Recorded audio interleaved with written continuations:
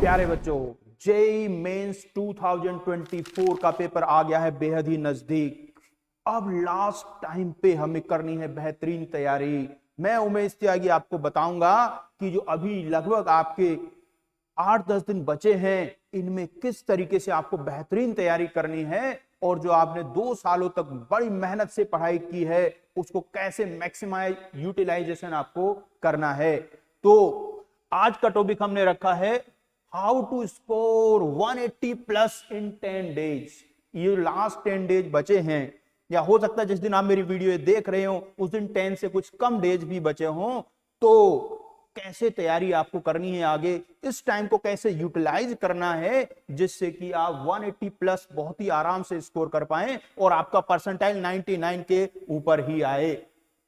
तो बच्चों देखिए, ये तो सबसे पहले आपको ये समझना है, इन दिनों में आपको पढ़ाई के अलावा, सेल्फ स्टडी के अलावा अपने आप ही पढ़ाई करनी है। दूसरों पे डिपेंडेंट मत रहिए भाई। अरे इतने साल हो गए हैं पढ़ते पढ़ते, यदि आप जेईई की बात भी कर रहे हैं तो 2 साल तो आपको तैयारी करते हो ही गए हैं ना। तो अब टीचर से डिपेंडेंसी हटा दीजिए। अपने आप जो आपने सीखा है इन 2 सालों में, इनको भैया इकट्ठा करके देख लीजिए क्या है आपके पास और उसको कैसे आपको करना है यूटिलाइज। तो मैं आज आपको बताने वाला हूं अगले जो भी आपके डेज बचे हैं उनका पूरा शेड्यूल आपको कैसे प्लान करना है, किस तरीके से आपको सुबह से शाम तक पूरी पढ़ाई आपको करनी है। और बच्चों मेरे मान लीजिए, यदि आप जेईई मेंस में जाना चाहते हैं, जेईई मेंस को क्वालिफाई करना चाहते हैं, तो भाई 10 से 12 घंटे भी यदि नहीं पढ़ोगे तो भैया कैसे जाओगे रे। तो कम से कम 10 से 12 घंटे तो पढ़ना ही, आइडियली 12 घंटे मान के ही चलिए, 12 घंटे आपको पढ़ाई करनी ही करनी है। तो आइए देखते हैं किस तरीके से आप करेंगे तैयारी। तो बच्चों सबसे जो इंपॉर्टेंट बात है, अपनी सबसे इंपॉर्टेंट बात, फॉर्मूला। यदि आपको थ्योरी ही नहीं आती है, फॉर्मूले ही याद नहीं है, तो आप कितने भी ब्रिलियंट हो, आपसे क्वेश्चन सॉल्व होने वाले नहीं है। तो सबसे पहले इंपॉर्टेंट क्या है, थ्योरी, फॉर्मूला, ये सबसे इंपॉर्टेंट है। उसके बाद दूसरी बात क्या है, टेस्ट देना बहुत इंपॉर्टेंट है। आपने कई बार सुना होगा ना, आप लोग ही कहते हो सर पेपर वाले दिन सवाल नहीं होते, पेपर के टाइम पे सवाल नहीं होते, घर आके तो सारे हो जाते हैं। तो उसकी प्रैक्टिस भी बहुत ज्यादा जरूरी है। उसके बाद जरूरी क्या है, जो आपने टेस्ट में गलतियां की हैं उसको एनालाइज करना सबसे ज्यादा जरूरी है। और जब गलतियां हो गई हैं भैया, अब उनको सुधार कैसे करना है उसकी भी प्लानिंग आपको बहुत जरूरी है। तो आइए आपको समझाता हूं किस तरीके से आपको प्लानिंग करनी है। तो बच्चों सबसे पहले जो आपको दिन की शुरुआत होते ही सबसे पहले, और मेरा विश्वास मानिए, सुबह उठना शुरू कर दो भाई। ये मत सोचो सर्दी चल रही है। यदि आपकी शिफ्ट सुबह 9 से 12 की आ गई जेईई मेंस में, सुबह सुबह उठ के नहीं जाओगे पेपर देने के लिए एग्जाम वाले दिन, और यदि आपकी आदत है 10 बजे उठने की, तो पेपर के टाइम क्या सोओगे वहां जाके, तो इसलिए जल्दी उठने की आदत डालो। तो सबसे पहले आपको क्या करना है मेरे प्यारे बच्चों, सुबह उठते ही सबसे पहले फॉर्मूला रिवाइज करने हैं। क्या करना है मेरे प्यारे बच्चों, फॉर्मूला रिवाइज करने। फॉर्मूला का रिवीजन बहुत ही ज्यादा जरूरी है। तो मेरी राय मानिए, फॉर्मूला रिवाइज करिए। कितने घंटे दीजिए इसको, 2 घंटे दीजिए। 2 घंटे डेली आपको फॉर्मूला रिवाइज करने हैं। या तो मेरे प्यारे बच्चों आपने शॉर्ट नोट्स तैयार कर ही रखे होंगे, हर चैप्टर के जैसा आपके क्लास में बताया जाता है कि शॉर्ट नोट्स तैयार करिए। शॉर्ट नोट्स आपने तैयार कर ही रखे होंगे, और यदि नहीं भी कर रखे हैं तो भाई आप क्या करें, आपकी जो एनसीईआरटी है उसमें समरी लिखी होती है। समरी होती है लास्ट में, जैसे आपका चैप्टर कंप्लीट होता है उसके लास्ट में एक समरी लिखी होती है, तो उस समरी को आप रिवाइज कर लीजिए, ठीक है ना। और नहीं इतने दिन यदि आपके पास 10-12 दिन बचे हैं तो आप शॉर्ट नोट्स बना भी सकते हैं भैया। पूरे नोट को एक बार रिवाइज करके वहां से शॉर्ट नोट्स बना लीजिए। और नहीं बना पा रहे हैं तो एनसीईआरटी की समरी को रिवाइज कर लीजिए, तो वहां से भी आपके सारे फॉर्मूले रिवाइज हो जाएंगे। तो सबसे पहले क्या करना है मेरे प्यारे बच्चों, आपको समरी रिवाइज करनी है। समरी रिवाइज मतलब कि आपको समरी रिवाइज करनी है। और यदि आपने बना रखी है अपने शॉर्ट नोट्स, तो शॉर्ट नोट से ही आपको रिवीजन कर लेना है मेरे प्यारे बच्चों। तो फॉर्मूला रिवीजन कितना टाइम आपका हो गया, 2 घंटा। यदि मैं आइडियली टाइम सिचुएशन लेके चलूं तो ऐसा मानूंगा कि आप मॉर्निंग 7 AM to 9 AM, सुबह 7 AM to 9 AM तक आप फॉर्मूला रिवाइज करें। फॉर्मूला रिवीजन में आपको तीनों सब्जेक्ट डेली ही लेके चलने हैं। 3 सब्जेक्ट कौन से मेरे पास, फिजिक्स, केमिस्ट्री और मैथ्स। इन सब में आपको रिवीजन करना है। जैसे मैथ्स में बात करूं तो यहाँ मेनली फॉर्मूला ही होते हैं, फॉर्मूला कुछ थ्योरम्स होती हैं। केमिस्ट्री में आप थ्योरी उसको समझ सकते हैं, बहुत सारी थ्योरी आपकी केमिस्ट्री वाले टीचर्स ने आपको सिखाई होगी। और फिजिक्स में दोनों का कॉम्बिनेशन होता है, फॉर्मूला भी होता है और थ्योरी भी होती है, तो उन सबको रिवाइज करके चले, ये बड़ा ही इंपॉर्टेंट है भाई। देखिए आपको सबसे ज्यादा दुख पता है कब होने वाला है, यदि आप क्वेश्चन आता था और क्वेश्चन आते आते फॉर्मूला भूल गए, बड़ा पछताओगे, बड़ा दुख होगा, लगेगा पूरी 2 साल की मेहनत बर्बाद हो गई। यदि ये फॉर्मूला याद करके चला जाता तो शायद बेड़ा पार हो जाता। तो सबसे इंपॉर्टेंट क्या है, सुबह सुबह उठ के आपको क्या करना है, फॉर्मूला रिवाइज करने हैं, थ्योरी को आपको पढ़ना है बच्चों। उसके बाद आपको क्या करना है, फॉर्मूला रिवाइज कर लिए, बिल्कुल तैयारी आपकी हो गई है। इसके बाद आप आगे बढ़ेंगे बच्चों, और इसके बाद क्या करना है, आपको एक मॉक टेस्ट देना। मॉक टेस्ट या तो आप जहां भी पढ़ाई कर रहे हैं वहां आपको प्रोवाइड कराए गए होंगे, और यदि नहीं कराए गए हैं तो सबसे इजी मेथड क्या है भाई, PYQs, जो प्रीवियस ईयर आपके पेपर्स हुए हैं उनको आप कर लीजिए। एज रिच पेपर, मैं आपको स्पष्ट करना चाहूंगा कि आपको क्वेश्चन सॉल्व नहीं करने, पूरा पेपर उठा लीजिए। मान लीजिए लास्ट ईयर 6 अप्रैल को कोई आपका पेपर हुआ था जेईई मेंस का, वो एग्जैक्ट पेपर आप उठा लीजिए, उसको ही अटेम्प्ट कीजिए। कैसे अटेम्प्ट करना है, बिल्कुल प्रॉपर वैसे ही अटेम्प्ट करना है जैसे कि आपका एक्चुअल एग्जाम चल रहा हो। जेईई मेंस का एक्चुअल एग्जाम चल रहा है, ये मान के आप अटेम्प्ट करिए। तो मॉक टेस्ट आपको कितने टाइम में देना है, 3 आवर्स में। और यहां देखो, यहाँ बहुत इंपॉर्टेंट चीजें हैं। कई बार बच्चे क्या होता है, 1-1 घंटे पेपर देने की आदत होती है, या थोड़ी थोड़ी देर बैठने की आदत होती है, पूरे 3 घंटे एक साथ बैठने की आदत डालिए। भाई जेईई मेंस का पेपर देने जाओगे, 3 घंटे एक साथ देना होगा ना, तो 3 घंटे एक साथ प्रॉपर पेपर के जैसे आप इसको सॉल्व कीजिएगा। बिल्कुल भी इसमें लापरवाही नहीं बरतनी है, बिल्कुल 3 घंटे लेके बैठ जाइए और तभी करना है। और समझिए मेरे प्यारे बच्चों, जो इसका टाइमिंग आपको रखना है वो 9 to 12 रखना है। 9 to 12, जैसे 7 to 9 आपने फॉर्मूला रिवाइज कर लिया, उसके बाद 9 to 12 आपने क्या किया, मॉक टेस्ट दिया है। और ये मॉक टेस्ट आप एक दिन 9 to 12 दें और एक दिन आप 3 to 6। ऐसा मैं पता है क्यों कह रहा हूं मेरे प्यारे बच्चों, जो जेईई मेंस का एग्जाम होने वाला है उसको 2 शिफ्ट में होता है, 9 to 12 और 3 to 6। तो इसलिए एक्चुअल आपको टाइमिंग का भी ध्यान रखना है, उसी टाइम पे आपको एग्जाम को देना है, मॉक टेस्ट को देना है। ये दोनों टाइमिंग आप जब तक दीजिए जब तक आपकी टाइमिंग आपको नहीं पता चल जाती। जिस दिन आपको पता चल जाए कि आपका पेपर किस टाइम होना है, मॉर्निंग शिफ्ट में होना है या आफ्टरनून शिफ्ट में होना है, उसके बाद आप वही दीजिए। मान लीजिए आपका टाइमिंग आ गया है जेईई मेंस का, आपको पता चल गया है कि आपका एग्जाम 9 to 12 में होना है, फिर आपको सारे मॉक टेस्ट 9 to 12 में ही देने हैं। और यदि आपको पता चलता है कि आपका टाइमिंग है 3 to 6 PM का, तो फिर सारे मॉक टेस्ट 3 to 6 में ही आपको देने हैं बच्चों। अब यहां देखो कुछ खास बातें मैं बताऊंगा, बहुत इंपॉर्टेंट बातें बता रहा हूं, बड़े ध्यान से भी लास्ट तक देखते रहना। लास्ट में सबसे इंपॉर्टेंट बात छुपी हुई है। यदि आप ऑफलाइन ही पेपर दे रहे हैं, 2 मोड होते हैं, कुछ बच्चे ऑनलाइन देंगे, ऑफलाइन देंगे। यदि आप ऑफलाइन दे रहे हैं, मतलब कागज पेन से आप कर रहे हैं, तो आप 3 कलर पेन यूज करें। 3 कलर पेन यूज, समझिए इसका कैसे।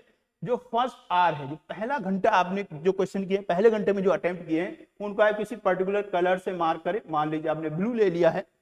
सेकेंड आवर वाले को आप मान लीजिए रेड से करते हैं, और थर्ड आवर वाले को आप ब्लैक से टिक करें। इससे आपको पता रहेगा कि फर्स्ट आवर में कितने क्वेश्चन आपसे हुए, सेकंड में कितने हुए और थर्ड में कितने हुए। इससे एनालाइज करने में बड़ी इंपॉर्टेंट भूमिका रहेगी इस बात की। तो ध्यान से समझिए क्या करना है। पहले 2 घंटे आपको फॉर्मूला रिवाइज करने हैं, उसके बाद आपको मॉक टेस्ट देना है। मॉक टेस्ट देने का टाइम आपको क्या बता रहा हूं, एक दिन 9 से 12 दिन और एक दिन 3 से 6 दिन, जब तक आपको अपना टाइम नहीं पता। जिस दिन आपको पता चल गया कि आपका एग्जाम किस टाइम होना है, उस टाइम आप उसी टाइम में मॉक टेस्ट देंगे। और मॉक टेस्ट देते समय क्या यूज करना है, 3 कलर पेन यूज करने। यदि ऑफलाइन दे रहे हैं, यदि ऑनलाइन दे रहे हैं तो भी आप कुछ इसकी ऐसी व्यवस्था करें जिससे आपको ये पता लगे कि फर्स्ट आवर में आपने कौन से क्वेश्चन किए, सेकंड में कौन से किए और थर्ड में कौन से क्वेश्चन किए हैं। अब एग्जाम हो जाने के बाद इसको आप चेक तो करेंगे भी, कौन सा गलत हुआ कौन सा सही हुआ, तो इसको पूरा एनालाइज करना है। एनालिसिस बहुत इंपॉर्टेंट है भैया, कुछ भी आप काम कर रहे हैं उसका एनालिसिस बहुत इंपॉर्टेंट है। तो कैसे एनालाइज करना, मैं पूरा डिटेल में आपको समझाता हूं जी। एनालाइज करने के लिए आप कैसे करेंगे, इस तरीके से आप एक टेबल आप बना लीजिए अपने पास। तो इसमें आपको क्या लिखना है, जो मैंने कहा ना, आवर्स में इसको डिवाइड कर लीजिए। फर्स्ट आवर में आपने क्या किया, जैसे आपका सब्जेक्ट आ गया, मान लीजिए फिजिक्स आपका है, तो फिजिक्स में फर्स्ट आवर में कितने क्वेश्चन आपने करेक्ट किए, यहाँ उसका नंबर आप लिख दीजिएगा बच्चों। फर्स्ट आवर में मान लीजिए आपने 5 क्वेश्चन करेक्ट किए, जो भी आपने किए हो, इनकरेक्ट कितने किए वो वाले लिख दीजिए। और ये देखो, ये बहुत इंपॉर्टेंट चीज है, क्वेश्चन आपने स्टार्ट तो किया लेकिन सॉल्व नहीं हुआ। ये बड़ी समस्या है बच्चों के साथ। सिलेक्शन जो रुक रहा है इसी की वजह से रुक रहा है, क्वेश्चन आप शुरू कर देते हैं फिर होता ही नहीं है, आपका टाइम भी गया और मार्क्स भी नहीं मिले। और दूसरी गंभीर समस्या कौन सी है, इनकरेक्ट वाले। भैया शुरू भी किया, सॉल्व भी हुआ, लेकिन आंसर कैसा आया, गलत आया। मिलने थे 4 नंबर, लेके कितने आए, -1 नंबर। तो आप पूरा बनाए, फर्स्ट आवर में फिजिक्स में कितने करेक्ट किए, कितने इनकरेक्ट किए, और कितने ऐसे क्वेश्चन है जो आपने स्टार्ट किए लेकिन कंप्लीट आप नहीं कर पाए। ऐसे आप केमिस्ट्री में बनाए और ऐसे ही आप मैथ्स में बनाएगी। ये बहुत इंपॉर्टेंट है, रोज एनालाइज करना है, हर पेपर के बाद आपको ये एनालाइज करना है। जैसे ये फर्स्ट आवर के लिए बनाए ऐसा ही आप सेकेंड आवर के लिए बनाए, थर्ड आवर के लिए बनाए। 3 ही घंटे होते हैं भाई। कोई बच्चा सोच रहा फोर्थ में क्या करूंगा, फोर्थ आवर नहीं होता, 3 घंटे मिलते हैं। तो सेकेंड आवर का भी आप बिल्कुल सेम एज इट इज ऐसा ही बनाए, कितने करेक्ट किए, कितने इनकरेक्ट किए, और कितने स्टार्ट किए लेकिन आप सॉल्व नहीं कर पाए। उसके बाद ऐसे ही आप थर्ड आवर का ही बनाएंगे। 3 घंटे का पूरा पता चल गया क्या क्या हो चुका है। इसके बाद क्या करना है, इंपॉर्टेंट बात। भाई देखो, मैंने 3 कैटेगरी आपके लिए बनवाई है, कुल मिलाकर कैटेगरी तो 4 होती है। चौथी कैटेगरी को हम ज्यादा इंपॉर्टेंस नहीं दे रहे भाई, कैटेगरी 4। पहली कैटेगरी कौन सी है, वो क्वेश्चन जो आपने करेक्ट कर दिए। सेकंड कैटेगरी क्या है, जो क्वेश्चन आपने इनकरेक्ट कर दिए। थर्ड कैटेगरी क्या है, जो क्वेश्चन आपने स्टार्ट किए लेकिन आप उसको कंप्लीटली सॉल्व नहीं कर पाए। एक फोर्थ क्या है, जो आपने करे ही नहीं। तो बच्चों सुन ध्यान समझे, जो क्वेश्चन आपने करे ही नहीं, इसका मतलब वो तो आपको आते ही नहीं थे ना। जो क्वेश्चन आपने नहीं करे, अटेम्प्ट ही नहीं करे, देखा ही नहीं, छुआ ही नहीं, इसका मतलब वो क्वेश्चन आपको नहीं आते थे या उनका कंसेप्ट ही आपको नहीं आता था। उन क्वेश्चन के लिए इस टाइम पे ज्यादा परेशान होने की जरूरत आपको नहीं है, उनको भूल जाइए भैया, उनको मत देखो। तो जो आपने अटेम्प्ट नहीं किए उन पे ज्यादा फोकस मत कीजिए, उन्हें छोड़ दीजिए, वो आपको नहीं आते हैं। नहीं आते हैं तो भैया 2 साल में नहीं ना आए हैं तो 10 दिन में आ जाएंगे क्या, मत सोचो भाई, मत सोचो। अब आपको क्या करना है, अब रिवीजन स्टार्ट करना है। रिवीजन मैक्सिमम बच्चे क्या करते हैं इस टाइम पे, रिवीजन करते रहते हैं। आपने नोट्स राइट सोल्व करे जा रहे हैं, कुछ क्वेश्चन सोल्व करे जा रहे हैं। भैया ये तो जान ले रहे कौन से क्वेश्चन सोल्व करने हैं। सबसे पहले कौन से को रिवाइज करें, वो क्वेश्चन जो आपने स्टार्ट किए थे लेकिन आप सॉल्व नहीं कर पाए, स्टार्ट किए थे सॉल्व नहीं कर पाए। इसका मतलब क्या है, जो क्वेश्चन आपने स्टार्ट किया है इसका मतलब ये तो है कि आपको उसका कंसेप्ट पता था, उसका कंसेप्ट आपको पता था। इसका मतलब उसमें कहीं छोटी गलती आपसे हुई होगी, तो बस उसको जाके रिवाइज करें, उसको देखें भी कहां आपकी मिस्टेक इसमें हुई है, तो उस मिस्टेक को आपको पता लगाना है। तो सबसे पहले कौन से को रिवाइज करना है, जो आपने स्टार्ट किए थे लेकिन आपसे सॉल्व नहीं हुए, जो आपसे सॉल्व नहीं हो पाए, कंप्लीटली सॉल्व नहीं हो पाए, पहले उनके उसको जाके रिवाइज करना, उसके कंसेप्ट देखने, उसके कुछ एग्जांपल्स देखने, जिससे आपको पता चल जाए कि भाई कहां आपका क्वेश्चन रुक गया था, और नेक्स्ट टाइम जब इस टाइप के क्वेश्चन आए तो आप बिल्कुल से उसको सही सॉल्व कर पाए बच्चों। तो इसको रिवाइज करना।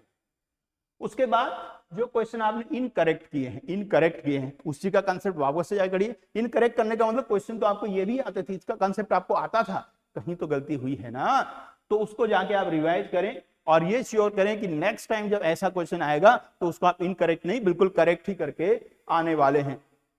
एक और यदि आपको लगता है ये कमी है, एक ये और आप लग सकते हैं। कई क्वेश्चन आपको क्या लगते हैं पेपर में सॉल्व नहीं हुए, बाद में देखा तो लगा सॉल्व हो जाएंगे, बहुत आराम से, बहुत आसान थे, इनको रिवाइज करें। ये क्यों नहीं आपको लगा था सॉल्व हो जाएंगे, पेपर में ही क्यों नहीं सॉल्व हो गए आपसे, इसका रिवाइज करें। इनका क्या मतलब होता है कि ये क्वेश्चन आपको आते तो थे लेकिन इनका कंसेप्ट हल्का सा दिमाग से निकल गया था, तो इनको आपको रिवीजन करना है हर सब्जेक्ट में।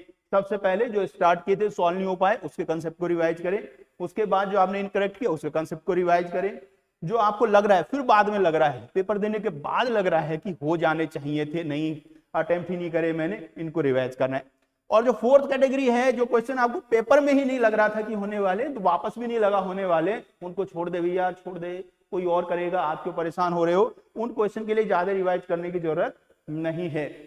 तो रिवीजन में मैं यहां फिर से आपको स्पष्ट कर दूं कि भाई पूरी बुक उठा के रिवाइज आपको नहीं करनी है, कर भी नहीं पाओगे, इतना टाइम है ही नहीं। पूरी बुक रिवाइज नहीं करनी है। जैसे आप पेपर देते हैं उसमें जो क्वेश्चन आपने स्टार्ट किए थे कंप्लीट नहीं हुए उनका रिवीजन करो, जो गलत हो गए उनका रिवीजन करो, या जो कुछ क्वेश्चन आपको लग रहे हैं कि आपसे हो जाने चाहिए थे लेकिन मैं अटेम्प्ट नहीं कर पाया, सिर्फ उनका रिवीजन करो। बहुत ज्यादा रिवीजन करने की जरूरत नहीं है। और इस रिवीजन के लिए मैं मान के चलता हूं इसको कितना आपको देना है, 6 आवर्स देना है। आइडियली हर सब्जेक्ट के लिए 2 आवर्स हो गए, लेकिन आप इसके हिसाब से इसको रिवाइज कर सकते हैं, ठीक है ना। हो सकता है किसी पर्टिकुलर सब्जेक्ट में थोड़ा ज्यादा टाइम आप दे पाए, किसी में थोड़ा कम दे पाए, वो चलेगा इसके हिसाब से भी, ठीक है बच्चों। अब इसके बाद सबसे लास्ट में सबसे इंपॉर्टेंट बात आपको मैं बताने जा रहा हूं, जो भैया इतनी इंपॉर्टेंट बात है, यदि आपको थोड़ा सा भी आता नहीं यार, थोड़ा सा भी नॉलेज है, पूरा सिलेबस भी नहीं करा हुआ है, थोड़े से चैप्टर भी आपको आते हैं, तो भी आपका सिलेक्शन पक्का होने वाला है। ऐसी बात आपको मैं बताने वाला हूं। बच्चों जब आप पेपर देते हो ना, तो पेपर में जो सबसे इंपॉर्टेंट चीज होती है वो आपका पहला घंटा होता है। आपने फर्स्ट आवर में क्या किया, वही है सबसे इंपॉर्टेंट बात। तो फर्स्ट आवर में पेपर को कैसे अटेम्प्ट करना है, अब मैं उसकी बात आपसे करने वाला हूं। तो सबसे इंपॉर्टेंट बात जी, फर्स्ट आवर में क्या करने वाले हैं। देखो जी, फर्स्ट आवर की मैं बात आपको बता रहा हूं जो बहुत ही काम आने वाली है। मान लीजिए आपके पेपर ऐसे आपने अटेम्प्ट किया, पहले फिजिक्स, फिर केमिस्ट्री और फिर मैथ्स। ऑर्डर आप अपने हिसाब से मैनेज कर सकते हैं, वो बहुत इंपॉर्टेंट नहीं है। तो फर्स्ट आवर इंपॉर्टेंट समझिए। फर्स्ट आवर जैसे आप फिजिक्स सब्जेक्ट आप लेते हैं, फिजिक्स में आप देखते होंगे कुछ सब्जेक्ट थ्योरेटिकली आते हैं और कुछ न्यूमेरिकल आते हैं। तो जो थ्योरेटिकल क्वेश्चन होते हैं उनमें कैलकुलेशन तो होते नहीं है, बस आपने क्वेश्चन को पढ़ा और टिक कर दिया। या तो कुछ क्वेश्चन ऐसे होते हैं जिनमें 1 या 2 लाइन की थोड़ी बहुत कैलकुलेशन हो सकती है। तो जैसे ही बच्चों पेपर आपके सामने आता है, मान लो फिजिक्स का पेपर आपके सामने मिला सबसे पहले, तो उसके वो वाले क्वेश्चन आप अटेम्प्ट करें, या जो थ्योरेटिकल है जिनको आप पढ़ती आंसर दे सकते हैं, और या तो जिनमें कैलकुलेशन बहुत ही कम है, बहुत ही थोड़ी बहुत 1-2 लाइन लिख के सॉल्व हो जाने वाले हैं। भाई ऐसे सारे क्वेश्चन तो होंगे नहीं, भाई 30 क्वेश्चन है ना पेपर में, 30 में से लगभग 7 क्वेश्चन मैंने अपने फिजिक्स वाले टीचर से डिस्कस किया, तो उन्होंने बताया लगभग सर 7-8 क्वेश्चन बड़े आराम से ऐसे मिल जाते हैं, जो या तो डायरेक्टली थ्योरी बेस्ड होते हैं, जिनको कुछ सेकंड्स में सोल्व किया जा सकता है, या जिनके सॉल्यूशन में 1 या 2 लाइन लिख सकते हैं, तो वो भी बहुत कम टाइम में हो जाने वाले हैं। तो मानता हूं ऐसे 7 क्वेश्चन आपको ऐसे मिल गए जो आपको अच्छे से आते हैं और जिनको करने में टाइम भी बहुत ही कम जाने वाला है। मैं ऐसा मान लेता हूं ये सब करने में आपको 15 से 20 मिनट्स जाने वाली है। टाइम में मैक्सिमम लेके ही चल रहा हूं, इससे कम भी हो जाएंगे वैसे। नेक्स्ट बच्चों, जैसे ये सारे क्वेश्चन हो गए, ध्यान दीजिए, जैसे ये सारे क्वेश्चन आपसे हो गए, ज्यादा लालच मत करो भैया। फिजिक्स आपकी बहुत अच्छी है, मुझे भी पता है, लालच मत करो, आसान वाले हो गए ना, आगे बढ़ जाओ भाई, आगे बढ़ जाओ। आ जाओ केमिस्ट्री के पास। केमिस्ट्री वाले तो कह रहे थे बहुत सारे थ्योरेटिकल आते हैं, बहुत आसान से आते हैं, लेकिन मैं फिर भी कितना मैंने माना है 8 क्वेश्चन, बिल्कुल आइडियल सिचुएशन लेके चल रहा हूं, एवरेज बच्चे के हिसाब से, टॉपर्स की बात ही नहीं हो रही है। तो 8 क्वेश्चन ऐसे होंगे जो थ्योरी बेस्ड होंगे। केमिस्ट्री बड़े आराम से मिल सकते हैं जो थ्योरी बेस्ड होंगे। थ्योरी अच्छे से याद कर ही लिए, रोज 2-2 घंटे भैया रिवीजन कर रहा हूं, ऐसे थोड़ा ना थ्योरी रुक जाएगी। अब ये जो क्वेश्चन है वैसे तो काफी कम टाइम में हो जाएंगे, लेकिन मैंने फिर भी इनके लिए 15 से 20 मिनट्स मान के चला हूं। अब बारी आती है भैया मैथ्स की। बच्चों मैथ्स में भैया डायरेक्टली थ्योरेटिकल क्वेश्चन तो बहुत ही रेयर मिलते हैं, लेकिन कुछ क्वेश्चन बहुत ही इजी होते हैं जिनको बहुत ही आराम से सॉल्व किया जा सकता है। मान लो कि परम्यूटेशन का क्वेश्चन आ गया, एक ही लाइन में सॉल्व होने वाला, ऐसे होते हैं बहुत सारे चैप्टर्स में मिला आपको जाएंगे। फिर आपको मैथ्स में देखना, मैथ्स में मान लेता हूं ऐसे कितने क्वेश्चन आ गए भैया, ऐसे क्वेश्चन आ गए मान लीजिए 5 क्वेश्चन आपको ऐसे मिल गए जो 2-4 लाइन लिख के आपको सॉल्व किए जा सकते हैं। इसमें मान लेता हूं आपको कितने मिनट गए, 15 से 20 मिनट। ये टाइम में काफी ज्यादा लेके चल रहा हूं। मैथ्स की बात भी करो, जैसे मैथ्स ही पढ़ाते हैं, तो 3 मिनट में तो अच्छा खासा सॉल्व हो जाता है क्वेश्चन, ठीक ठाक क्वेश्चन सॉल्व हो जाता है 3 से 4 मिनट में। लेकिन मैं बहुत इजी क्वेश्चन को भी 3 मिनट से 4 मिनट देके चल रहा हूं। तो इस हिसाब से देखो तो मैंने पता है कितने क्वेश्चन आपको सॉल्व करा दिए। क्वेश्चन हो गए हैं 20 क्वेश्चन सॉल्व हो गए हैं। फर्स्ट आवर की बात चल रही है, तो आपके कितने मार्क्स आ जाने वाले हैं, 80 मार्क्स आ जाने वाले हैं। और इसमें टाइम कितना गया आपको, 45 to 60 मिनट्स। तो पहले लगभग 1 घंटे में हमने 80 मार्क्स का कर लिया है। और क्वेश्चन भी कौन से करने, बहुत ही आसान सिंपल से। तो फर्स्ट आवर में यदि आप एवरेज बच्चे हो, देखो यदि आप बहुत ही ब्रिलियंट बच्चे हो उसकी बात अलग है, भैया आप 300 में से 300 लाने, फिर मेरी इन बातों को कोई महत्व नहीं, आपको सारे क्वेश्चन आते कैसे भी कर लो, सब हो जाएंगे। लेकिन यदि आप एवरेज बच्चे हो या बिलो एवरेज बच्चे हो, या आप ऐसे बच्चे भी होते हैं जिन्होंने कुछ आईआईटी की तैयारी ही नहीं की है, उसके लिए भी काम है भैया, स्कूल बेस्ड भी आ जाते हैं इतने क्वेश्चन। तो पहले घंटे में जो आपको क्वेश्चन करने, वो सारे वही क्वेश्चन करने जो आपको बेहतरीन तरीके से आते हैं, जिनमें कोई डाउट ही नहीं है, वो सारे करने हैं। और फर्स्ट आवर में कोई भी क्वेश्चन आपका गलत होना नहीं चाहिए। इसीलिए याद करो, मैंने जो एनालिसिस आपको बताया था उसमें कहा था उसको आवर्स में डिवाइड करें। फर्स्ट आवर में क्या किया, सेकंड में क्या किया, थर्ड में क्या किया। तो जब ये एनालिसिस आप कर रहे हैं, ये जो मेरे फिगर हैं ये वहां रिलेट कर पाए भी। अब ये हो सकता है 7, 8, 5 की बजाय कुछ आपके और नंबर्स निकल के भी आ सकते हैं, लेकिन जब एनालिसिस करें तो आवर्स में डिवाइड करके करें। फर्स्ट आवर में क्या किया, सेकंड में क्या किया और थर्ड में आपने क्या किया। ऐसे जैसे आप 2-3 टेस्ट में करोगे ना, बिल्कुल सब सेट हो जाने वाला है। और फर्स्ट आवर में बस ध्यान क्या रखना है, ना कोई गलती होनी चाहिए, ना कोई क्वेश्चन छूटना चाहिए, ना कोई समस्या होनी चाहिए। ठीक है भी, ये सब मेन चीज है। तो सबसे इंपॉर्टेंट बात जो मैंने अभी आपको बताई, जो फर्स्ट आवर आपका पेपर का होगा वही आपका सिलेक्शन डिसाइड कर देने वाला है। और यदि आपको मान के चलिए ये 20 क्वेश्चन है और पूरे पेपर में आपको 25 क्वेश्चन भी आते हैं, तो पहले घंटे में 20 क्वेश्चन कर लिए ना भाई, उसके बाद 5 क्वेश्चन आराम से 2 घंटे में करो। जो हमारे बच्चे बताते हैं, जो अच्छे बच्चे होते हैं, जो बहुत बेहतरीन रैंक लेके आते हैं, उनका ये कहना होता है सर जो पहले 1 घंटे में जितने नंबर आते हैं, बाकी 2 घंटे में लगभग उतने ही नंबर आ जाते हैं।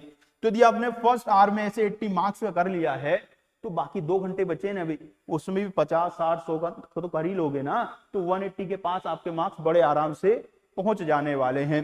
तो मेरे प्यारे बच्चों, उम्मीद करता हूं आपको ये बातें बहुत अच्छे समझ में आ गई होंगी, और जो भी दिन आपके बचे हैं उनमें आप इसी तरीके से, इसी बेहतरीन तरीके से आप रिवीजन की स्ट्रेटजी बनाएंगे। फॉर्मूला रिवाइज करना है। देखो 2 बातें याद रखो, फिर याद दिला दूं, फॉर्मूला रिवीजन का पार्ट ही नहीं है, तो फॉर्मूले आपको रिवाइज करने, फॉर्मूला रिवाइज करने हैं। फिर आपको पेपर देना है, पेपर एनालिसिस करना है। फिर पेपर में जो गलतियां हुई हैं, गड़बड़ियां हुई हैं, जो क्वेश्चन कौन कौन से बताए थे, पॉइंट याद है ना, जो स्टार्ट किए सॉल्व नहीं हो पाए उनको रिवाइज करो, जो गलत हो गए उनको रिवाइज करो, और जो लग रहे थे सॉल्व होने वाले थे लेकिन कर नहीं पाया उनको रिवाइज करो। जो हो ही नहीं रहे थे उनको छोड़ दो भैया, उनको कोई रिवीजन करने की अभी खास जरूरत आपको नहीं है। और सबसे इंपॉर्टेंट याद रखो, फर्स्ट आवर में आपने क्या किया, सेकंड में क्या किया और थर्ड में क्या किया बच्चों। तो उम्मीद करता हूं ऐसे आप तैयारी करेंगे तो बेहतरीन तरीके से आप पेपर कर पे आएंगे। ऑल द बेस्ट बच्चों।